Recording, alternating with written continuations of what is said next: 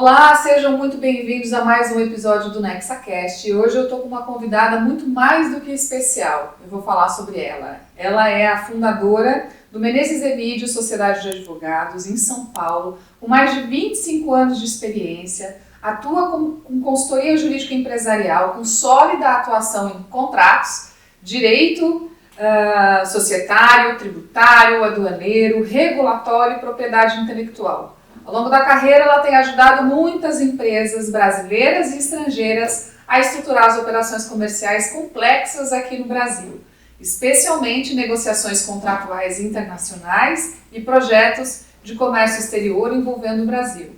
Além de uma vasta experiência prática, ela também possui formação por instituições renomadas, como a Fundação Getúlio Vargas, e se destaca por unir conhecimento técnico, visão estratégica de negócios. E é um prazer receber a doutora Gisele, minha prima, e responsável por eu ser advogada também. Satisfação.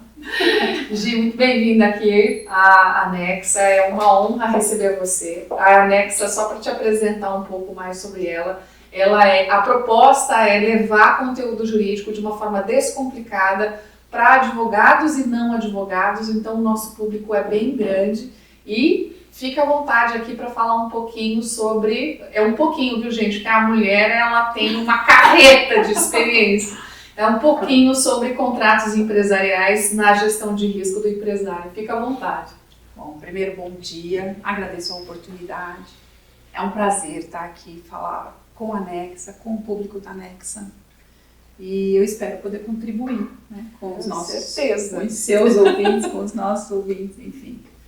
Bom, contrato. Contrato é uma paixão jurídica, né? E eu aprendi contrato no sentido de que, em se tratando de empresa, né, o contrato ele é o início de tudo, é o início da própria empresa.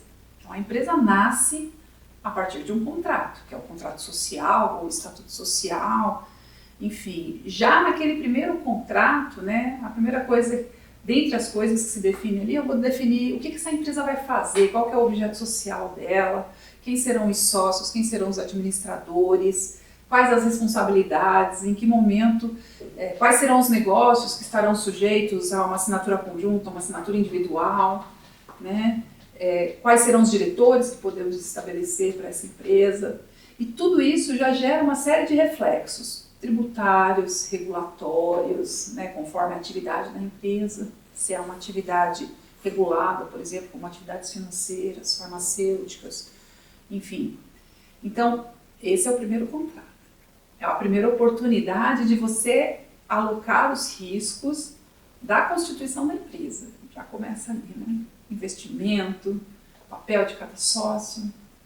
Bom, a empresa, a partir daí, ela segue com uma sequência de novos contratos. Então, eu vou ter os contratos com os meus empregados, os contratos com os meus fornecedores, os contratos com os meus clientes, contrato de locação, contrato de serviços, né? Então, ou seja, tudo que está em torno da empresa gira através de contratos. Ah, mas eu nem preciso do contrato. De fato, você pode fazer uma boa parte dessas contratações de maneira verbal. Só que aí você não alocou os seus riscos. O instrumento, ele serve exatamente para você colocar, bom, qual é o risco que eu tenho num contrato com o empregado? Qual o risco que eu tenho no contrato com o meu fornecedor? Se alterar uma taxa de câmbio, se alterar uma regra tributária, de quem que é esse risco? É meu ou é dele? Em que medida? É meu ou é dele? Então, a partir daí, se você tem esses riscos pré-estabelecidos, e nem sempre a gente consegue esgotar todos eles, você já consegue antever cenários ali, né? Enfim, ter alguma cautela, ter alguma alocação de riscos apropriada em relação ao negócio que você está a fim de tocar. Enfim, assim, contrato para mim é isso. É um instrumento de alocação de riscos. Então, eu vou usar o contrato para dizer até onde eu estou confortável com aquele risco e a partir dali não, esse risco é seu, não é meu mais. E tem muita gente que acha que o contrato é é só uma mera formalidade, né? Você só para não falar que não fez, vai lá, coloca o contrato na gaveta e não vê todos os riscos que, na verdade, aquele contrato poderia, inclusive, estar protegendo, né? Poderia, inclusive, estar gerindo o contrato, porque alocar risco é isso, né? Alocar para gerir, para conhecer, para... Como é que é isso com seus clientes, Gi?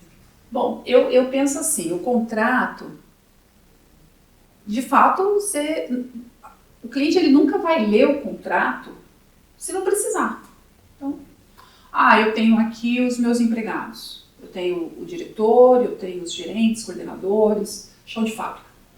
Bom, se eu não tiver uma ação trabalhista, eu nunca vou me atentar no que está escrito no contrato, né? Eu tenho os contratos com os meus fornecedores e aí vem uma super tarifa, por exemplo, a partir de uma questão política.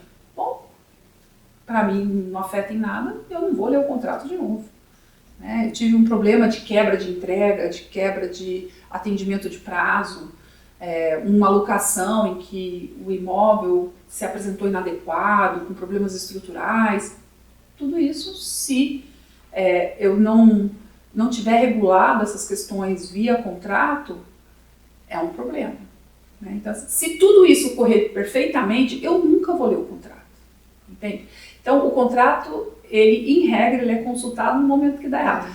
A gente conversa bastante no escritório, por exemplo, casamento, né? Casamento é um contrato. Sim.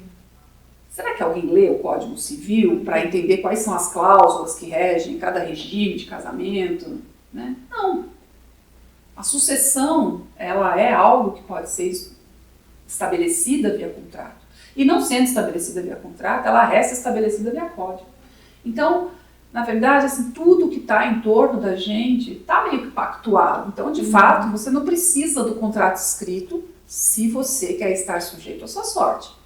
Se você quer alocar risco, se você quer gerenciar o seu risco, se você quer dizer, se esse contrato aqui der errado, qual é o meu máximo de prejuízo?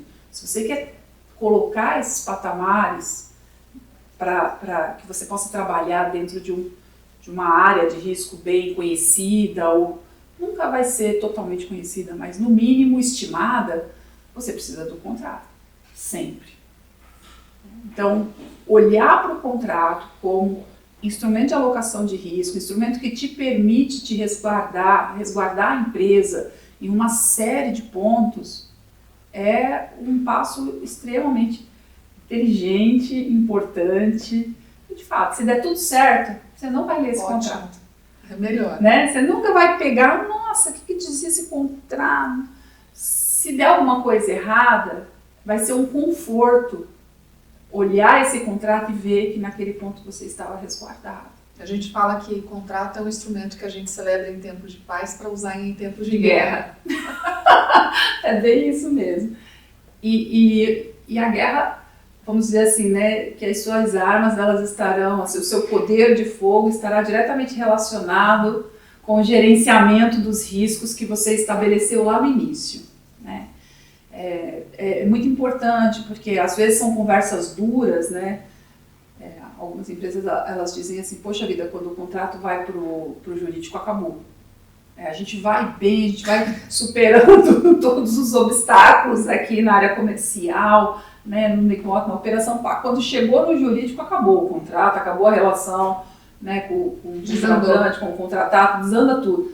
E não é bem assim, na verdade, realmente ali é o momento que a gente tem para trazer esses assuntos mais doloridos, colocar ali as questões que são relevantes, né? Então, a gente lida com empresas de perfis completamente diferentes, então nós temos empresas bastante arrojadas, temos empresas também de outro lado bastante conservadoras, né? Muito atreladas à conformidade. Então,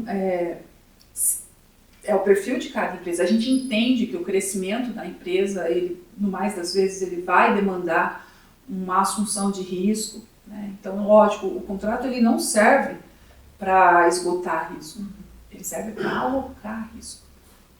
Isso aqui é seu, esse aqui é meu. E dentro do que é seu e é meu, eu posso optar por assumir um maior volume ou um menor volume, ou até uma porção desconhecida, em função do que aquela operação tem para acrescentar ao meu negócio, entendeu? E tem muito cliente que deixa de chamar o advogado nessa discussão que ainda tá boa, né? Aqui está começando e está começando a dar ruim, ainda não deu. Mas está começando a dar ruim, ainda não deu, mas não chama o advogado, porque esse chama... não atrapalhar. Porque, exatamente. É nesse ponto que eu ia tocar, porque daí ele acha que o advogado vai atrapalhar, quando na verdade o advogado poderia dar mais instrumentos para ele poder negociar e renegociar esse contrato. É isso que você vê na prática também, né? O contrato, assim, ele acaba que por vezes, principalmente a depender de determinados segmentos de negócio, ele funciona quase que como um seguro. Né? Você limitar riscos, né? Por exemplo, ao valor do contrato, enfim, você trazer disposições que garantam a continuidade do negócio, né? Olha, salva empresas. Né? Então, por exemplo, a pandemia, eu digo assim que a pandemia foi uma escola, entende? Porque eu posso comparar, assim, por exemplo, no escritório, o antes da pandemia e o depois, o volume que a gente tem de consultoria de contrato, acho que triplicou, porque assim, na pandemia muitas coisas tiveram que se resolver dentro daquela perspectiva do caso fortuito, da força maior, e na verdade, assim, o judiciário ele se mostrou bastante duro ali, né, no sentido de, olha, são empresas né, de lado a lado ali, então eram negócios B2B e cada qual tem o seu departamento jurídico. Houveram processos em que a gente teve que mostrar, por exemplo, as trocas de e-mails com os arquivos em Word anotados, né, para mostrar que teve discussão sobre aqueles pontos. Né, enfim, que o cliente ou o contratante ou o contratado, né, aceitou, né, aqueles pontos discutidos, ou seja, foram pontos debatidos e aceitos. E a partir daí não teve discussão em relação àqueles pontos. Juridicamente, estou entendido que aquele contrato está estabelecido e bem alinhado naqueles pontos, e se não tivesse havido essa discussão? Né? Então, ter essa perspectiva de que o contrato ele vem, o que todo empresário quer é o mundo perfeito, né? É o negócio perfeito. Eu faço um contrato com você e, poxa vida, se você cumprir o que eu falei e eu cumprir com você o que eu prometi, a gente não precisa do contrato. Mas o contrato é exatamente para o momento que ou tenhamos alguma dúvida em relação ao que está ali estabelecido, né? Tenhamos que interpretar o que está ali estabelecido, ou simplesmente para uma situação que não estava prevista, como foi a pandemia. Né? Em todos os seus termos, em todas as suas extensões. A pandemia foi um negócio assim, realmente insano, contratualmente falando. Nem fale. Mas a gente estava falando de um assunto contratual antes de ligar as câmeras, que eu quero que você volte nele. Do contrato, eu sei que a gente não está falando hoje, quando a gente fala de contrato empresarial é um universo, tá, gente? Então, eu peço aqui permissão para falar de todas as matérias do direito quando a gente fala de contrato. E a gente vai falar dos contratos de trabalho.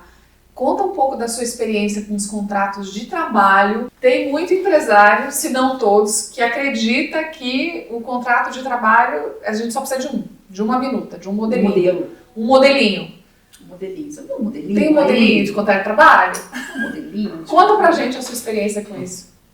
Bom, eu imagino que o empresário, quando ele vai contratar, ele não tem um modelinho de empregado. Né? Então, peraí, deixa eu pegar um modelinho de empregado.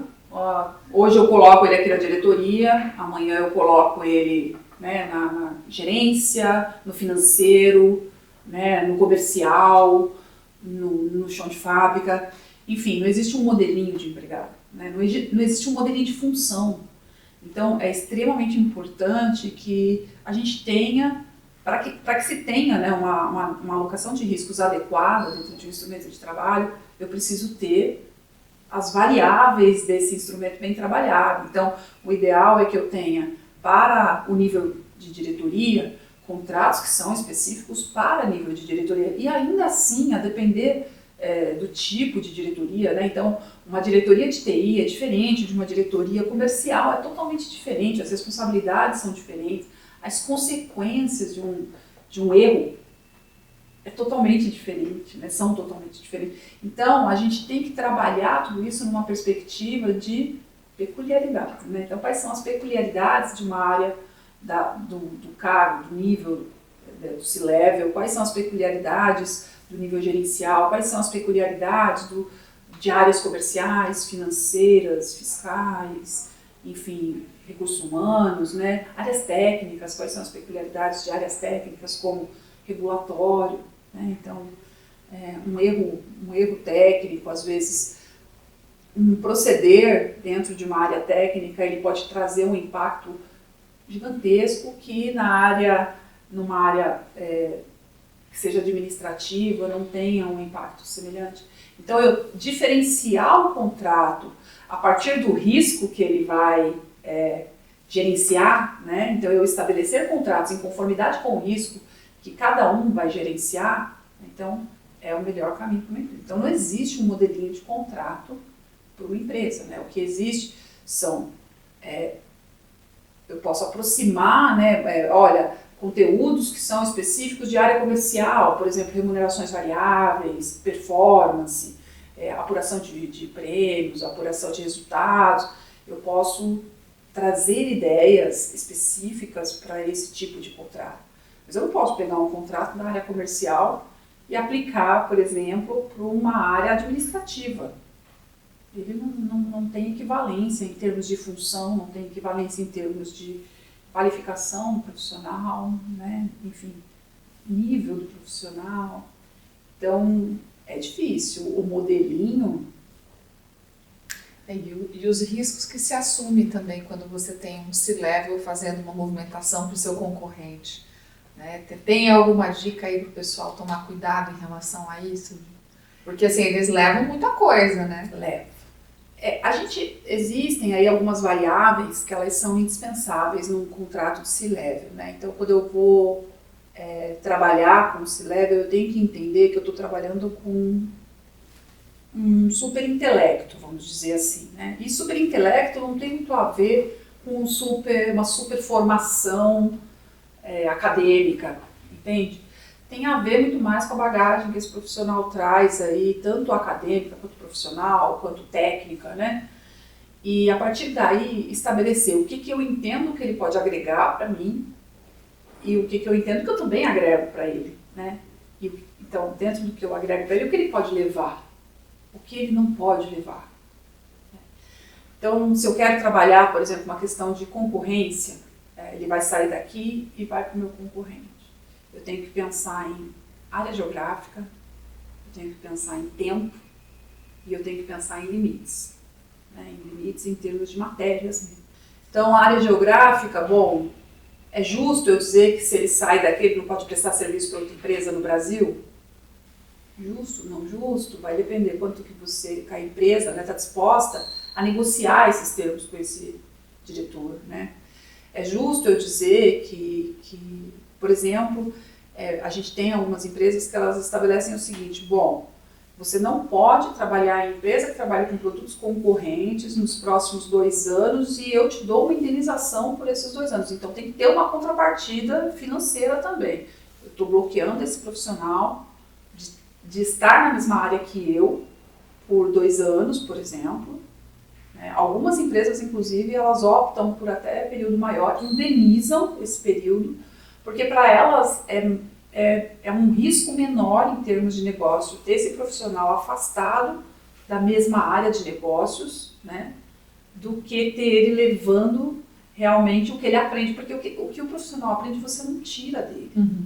Eu posso impedir ele de usar um dado específico, como dados de mercado, dados contratuais, regras de operação, sistemas de premiação, de apuração de performance, análise de KPIs. Eu posso até, em alguns pontos ali, e mesmo nesses pontos já fica muito difícil, porque uma coisa é eu dizer que ele não pode levar o meu banco de dados, por exemplo, de clientes. Outra coisa é o cliente que ele conhece, que ele conversa com esse cliente o tempo todo, né? Poxa, o diretor ficou ali comigo 5 anos, ele conhece o meu cliente. Aí ele sai, vai para uma empresa de atividade concorrente, É o cliente que é ele, né? O cliente que é ele, exato, né? Então, assim, até onde eu consigo trabalhar essa situação? Então, assim, juridicamente, né, quando se estabelece esse tipo de discussão, o que o judiciário avalia, ele olha para 3 pontos, né? Ele olha área geográfica, tempo e financeiro. Quanto você se comprometeu a pagar, para que área geográfica e por quanto tempo? Se eu tiver essas 3 regras dentro de um contrato, então essa é a dica de ouro, eu consigo elaborar, então, né, com esse profissional, quais são as nossas regras concorrenciais. Para além, lógico, de assuntos como confidencialidade, dados pessoais, né, que tudo isso tem que estar regido também pelo instrumento. Mas, de novo, né, confidencialidade ela se restringe ali ao que realmente é um segredo comercial, ao que não é de conhecimento público. Né? Então, não adianta tentar estabelecer regras, que até me veio aqui na cabeça que a gente está discutindo exatamente uma ação nessa linha e a decisão do judiciário veio exatamente nesse sentido, que o contrato ele estabelecia numa proporção infinita, né? Então, olha, você não pode nunca mais trabalhar com esse tipo de tecnologia no Brasil. Então, quer dizer, ele estabeleceu a área geográfica Brasil, um período eterno, e não trouxe qualquer tipo de indenização por essa retirada. A compensação financeira por ele ficar sem atividade. Exato. Né? E aí, óbvio, foi anulado. Então, assim, não adianta a gente também pensar, bom, se eu estabelecer essas 3 regras, qual que é o valor? Sem valor. Qual que é o prazo? Infinito. Para sempre. Qual que é a região geográfica? O planeta. Bom, filho, não vai funcionar, né? Não vai funcionar. Tem que ter realmente essa razoabilidade, tem que ter o bom senso, tem que olhar aí para os 2 lados. Logicamente, eu vou preferir proteger, né, o meu cliente, mas a proteção, tem um custo, né? Não é que ela tem um custo, ela tem um custo, claro, mas o que eu quero dizer assim, a proteção, para que ela realmente seja uma proteção, ela tem que ser razoável, né? Um contrato leonino, um contrato com proteções exacerbadas, o que ele tem é exatamente o risco de ter a declaração de suas cláusulas ou demais disposições anuladas. E isso não protege ninguém. Uhum. Então, mesmo quando o cliente fala assim, não, mas pode colocar aí, porque quando ele lê, ele vai pensar 2 vezes antes de sair daqui e ir para outra empresa, porque eu estou colocando aqui, né, que ele é infinito. E o que aconteceu até nessa situação que eu conversei, né, nós contratamos, um cliente nosso contratou um diretor para uma área bastante inovadora, tecnológica, e quando esse diretor apareceu numa primeira reunião, né, de área regulatória sobre essa nova tecnologia, a empresa que ele tinha saído estava lá e aí ela entrou com a ação, dizendo, olha, houve roubo de segredo industrial, concorrência desleal, enfim, toda uma discussão aí bastante, porque o diretor que era deles estava conosco agora. Caramba. Né? E não é bem assim, né? O que realmente aniquilou, vamos dizer assim, todas as disposições contratuais que ele havia estabelecido com esse diretor foi exatamente o exagero. Então, o demais também... E o contrato foi anulado. Foi anulado. Então, na verdade, assim, ele quis tudo e não levou nada. Não levou nada. Então, olha que importante, gente. Quem tudo quer, nada tem, né? Quem tudo quer, nada tem, inclusive contratualmente. Então, não adianta você querer ter o céu se você não prevê dar alguma coisa em troca. Quer o céu? Dê a lua, o sol, alguma coisa.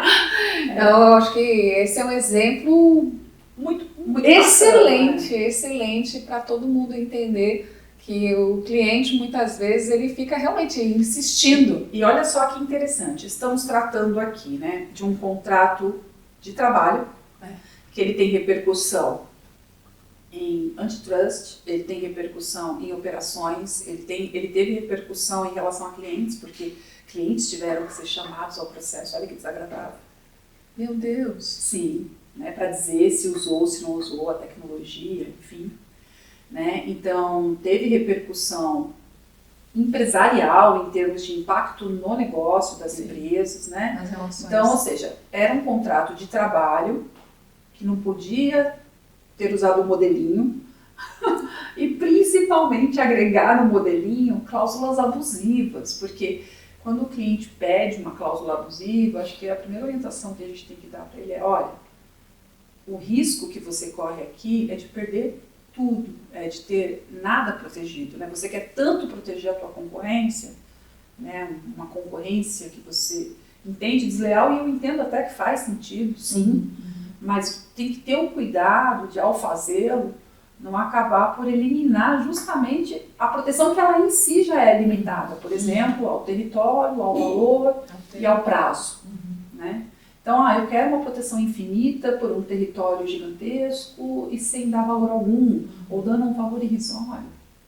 Na verdade, ele estava realmente prejudicando o trabalhador, no caso, né? Ele deu toda uma intenção de tudo para mim e nada para ele. E nada para ele, né? Imagina, você está sendo contratado como diretor da empresa, te colocam ali aquele instrumento, você vai falar, então, essa cláusula aqui eu não vou assinar.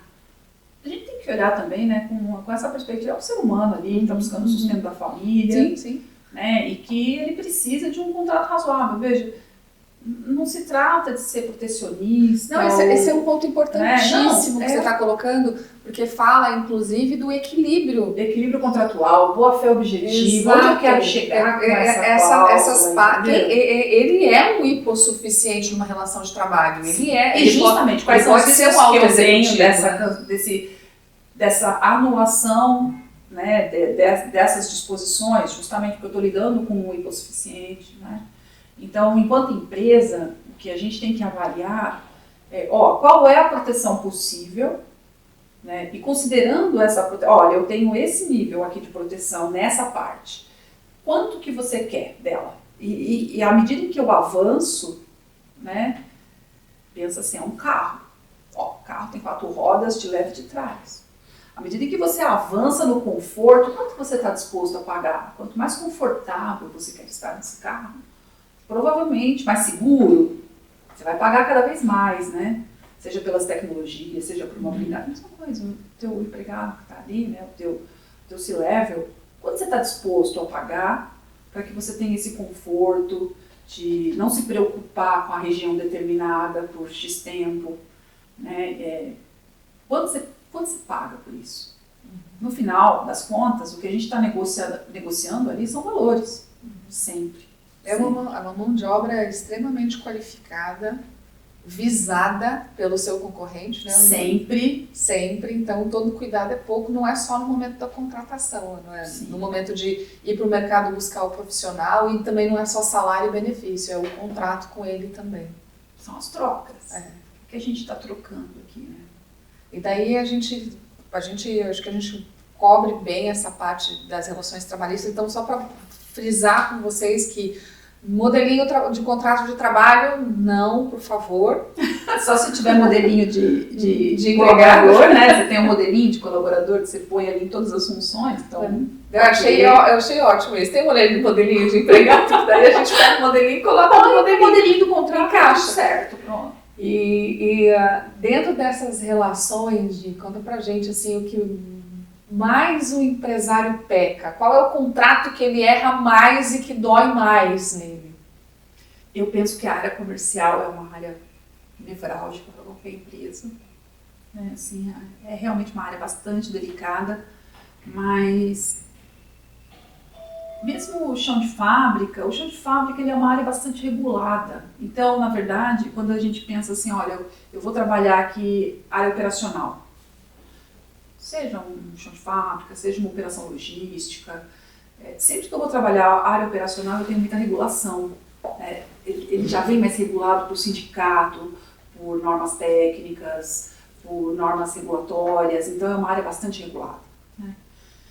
À medida em que aumenta a minha liberdade contratual, aumenta o meu risco. Então, quando eu vou para o C-Level, a minha liberdade contratual é muito maior, então o meu risco também, em contrapartida, é muito maior. O C-Level ele tem acesso a informações muito mais arriscadas, né? Ele tem muito mais sensíveis. E o comercial ele é a alma de qualquer empresa, né? Vamos dizer assim, né? Vamos dizer assim que o administrativo e o operacional é o corpo, sabe? E a alma da empresa é realmente o comercial. É o que faz, né? O show me the money, né? É isso. Então, assim, o comercial primeiro é a área mais assediada, né? Então, se eu tenho um bom comercial, um bom gerente, um bom vendedor, o concorrente está de olho nele. Porque quando o cliente do concorrente fala com ele fala desse cara da minha empresa. Então, o comercial ele é sempre a área mais abordada, mais assediada. É a área que está sujeita a riscos de conformidade, por exemplo, presentes, dou e recebo, eu te dou isso, você me dá aquilo, eu faço isso, você me dá aquele contrato. Então, você tem um risco da empresa de natureza ligado à conformidade, ligado à reputação, ligado à concorrência. Né? Quem lida com um processo concorrencial sabe que é um negócio pesado, caro. E importante, as empresas nunca estão preparadas para ele, né? Não. O direito concorrencial, apesar de ser a gente tem uma norma relativamente antiga, tem alguns anos aí, mas a gente sabe... É mito. Exato. O pessoal não acredita, né? Nunca vi. Olha, eu já vi bastante. Eu também. Mais do que eu gostaria. Mas conta pra gente a sua experiência com o concorrencial também, dentro desses contratos e o que tem acontecido aí. Por exemplo, é possível, de novo, né, todos os contratos, eles têm conexão.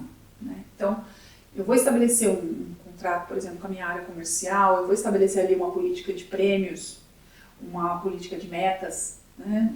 Enfim, dados de apuração de performance, isso está no meu contrato com o meu empregado. A partir do que eu coloque ali, da maneira como eu coloque ali, do que eu estabeleça para ele em termos de job description, do que ele tem que fazer enquanto ele está na rua trabalhando ali para o meu cliente, como que ele vai abordar um cliente, o discurso que ele vai usar, as táticas, as estratégias, a partir dos dados que eu ensino para ele, né? Eu ensino ele a lidar com o meu concorrente de uma maneira, com o meu cliente de outra maneira. Tudo isso, numa discussão concorrencial, vem à tona.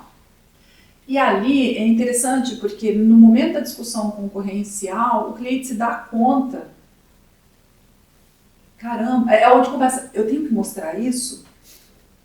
Olha, eu fiz uma convenção XY e gravar, eu tenho que mostrar isso? Não, porque se eu mostrar, né, a autoridade... É batom na cueca. É batom na cueca, exato. Né? Então, ali você começa, quando você é chamado a lidar com uma autoridade concorrencial, com um procedimento concorrencial, em que você tem que expor quais foram as suas métricas, quais foram as abordagens utilizadas, o que você fez no mercado, né? Como você baixou um preço, ou como você aumentou um preço, como que você controlou o teu estoque. A gente teve um processo que foi tratado como foi feita o forecast e o estoque da empresa. E a partir daí se concluiu de que a empresa, na verdade, ela trabalhava processos licitatórios sem forecast. Então, é complicado, porque, mas você pensa, poxa vida, mas o comercial ele tá ali, ele só quer vender, mas você vendeu, você entregou? Porque se você não entregou, você frustrou a concorrência. E por que você frustrou a concorrência se você não tinha nem estimativa de teu produto? Então isso desencadeia um processo concorrencial. Então, você parte de uma coisa, do modelinho, né, lá do empregado, em que você ensinou para ele um procedimento, né, mas às vezes você treinou esse empregado para ir lá para o mercado fazer uma coisa que depois a empresa aqui, olhando aí, né, agora para os outros andares, ela não se preparou para executar. Vai lá e vende. Né? E eu não entrego, ou eu entrego diferente, ou simplesmente para vender, eu ofereço coisas que eu não poderia oferecer, descontos de maneira predatória, eu alinho o preço aqui com o meu outro concorrente, né?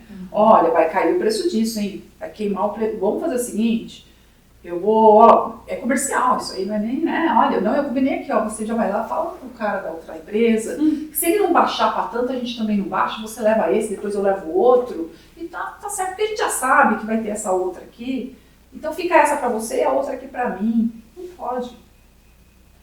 Não pode. E no momento do processo concorrencial é quando vem à tona essas questões menores, sabe? Essas questões menores no seguinte sentido, menores só que não, né? Mas é quando vem à tona os termos do contrato, as políticas, os e-mails trocados, os treinamentos, as convenções, a exposição de dados, né? A forma alinhada com concorrentes, a forma alinhada com clientes, a oferta do produto, o contexto de oferta, a própria propaganda do produto, tudo isso vem à tona. Então, nascem todas as coisas pequenas, né? Então, se você pensar num procedimento concorrencial, ele é um procedimento gigante, feito de um monte de coisas pequenas. É isso mesmo. Né? De pequenos atos, de ligações, de pequenos e-mails, entendeu? Não dá em nada. É só uma ligação. Só uma ligaçãozinha. É só um WhatsApp. Um zap. Rapidinho, vai dar nada. É difícil, então, no final das contas, é assim, a empresa, se ela não está muito bem estruturada em termos contratuais, e daí por contratos, vamos colocar em sentido lato, né? Contratos, as políticas, os treinamentos. Regimentos. Então, se eu pego esse comercial, eu tenho um contrato, eu tenho o regimento interno da empresa. Então, de novo, são contratos e aí eu tenho as normas trabalhistas. Então, segundo elas, eu tenho que ter o procedimento, um regimento interno. Eu tenho que treinar esse empregado conforme esse regimento interno. Uma vez que eu treino, eu tenho que fiscalizar. E se eu apurar que ele agiu fora daquele contexto, eu tenho que penalizar. Seja com uma advertência, verbal, escrita, enfim, sanções. As sanções elas vão escalando em conformidade com o ato.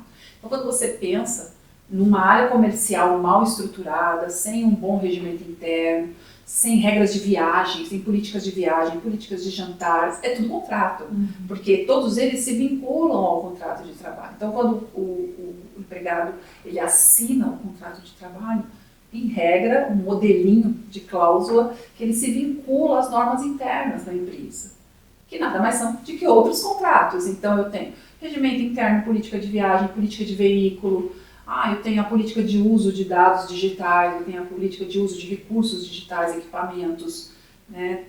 Algumas empresas elas vão tratar de comportamento, elas vão tratar, enfim, de horários de trabalho que não são admitidos. Eu vou fazer uma reunião num pub 2h da manhã. Não, né? Bebida alcoólica, enfim. E tudo isso, né? Mas eu tinha aqui nas minhas políticas, esse vendedor fez tudo diferente, isso gerou uma ação anticoncorrencial. Bom, o que essa ação anticoncorrencial ela também vai reclamar? Mas você fiscalizou? Você sancionou esse colaborador que estava agindo ali? Não, você só se beneficiou. Né? Ele agiu fora, mas eu não fiz nada. Eu não fiz nada, porque afinal ele trouxe aquele cliente super bom que a gente estava querendo tanto. E acontece muito, né, da empresa manter um profissional que é questionável do ponto de vista ético e conduta, que a pessoa tem problema, mas ele traz resultado, performance sensacional. É ele que fez o número esse mês. Estamos com ele. Vamos demitir? Mas... Entende? E como está tudo muito conectado, né? Então, a conexão desde ali do contrato de trabalho, com os regimentos que aí sim esses submetem a todos, né? Com os procedimentos em campo, né? Com as regras de conformidade da empresa, como que a empresa segura essas regras de conformidade. Nós tivemos situação em que, por exemplo, foi trazido na seara concorrencial que o colaborador que estava agindo de maneira duvidosa, vamos dizer assim, ele já tinha registros em canal de ética da empresa. Olha só. Então, de novo, né? Você sabia? Sabia, né, que ele estava agindo fora. E realmente a empresa acabou por não fazer nada porque ele estava trazendo o número, né? Então, tudo está ligado. Então, mesmo a área comercial sendo uma área bastante delicada, se você gerencia o risco a partir dos instrumentos que você coloca, se você fiscaliza esses instrumentos, se você dá conta de que eles estão sendo executados em sua integralidade, né, dentro daquele contexto em que eles foram concebidos, e se inclusive no meio do caminho precisar alterar, adequar, porque isso também é muito normal, né? A gente fala, você pega o cliente, você gera o primeiro contrato. a partir do momento que você vai trabalhando esse cliente, você vai percebendo as vulnerabilidades desse contrato, quanto esse contrato precisa ser moldado, né, a realidade do cliente, entendeu? E a partir daí você vai moldando e as situações do cliente elas vão ficando cada vez mais previsíveis. Então, mesmo sendo a área comercial uma área bastante delicada em todos os seus termos, né, ela é delicada em termos de contrato de trabalho, em termos de ações trabalhistas, em termos de riscos concorrenciais, em termos de patente, riscos concorrenciais mesmo, no sentido de segredo empresarial, né, sigilo comercial. Mesmo essa área, ela sendo bem trabalhada, a partir dos instrumentos e das ferramentas que a empresa tenha para aferir a conformidade, é uma área que ela pode ter esse risco mitigado totalmente. Com certeza. E você tocou num ponto importante, que é aditivo de contrato. Aditar um contrato é você fazer algumas alterações naquele contrato que ainda está em vigor.